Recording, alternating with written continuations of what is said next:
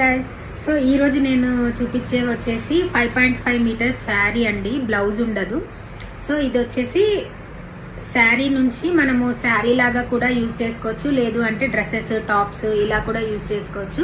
చాలా మంది బడ్జెట్ లో కూడా అడగడం వల్ల నేను ఇవి తీసుకొచ్చాను. కానీ ప్రైజెస్ తక్కువ ఉన్నాయి కదా అని క్వాలిటీ మాత్రం కాంప్రమైజ్ అవ్వనండి. ఆల్రెడీ నా దగ్గర తీసుకున్న వాళ్ళకి తెలిసే ఉంటుంది.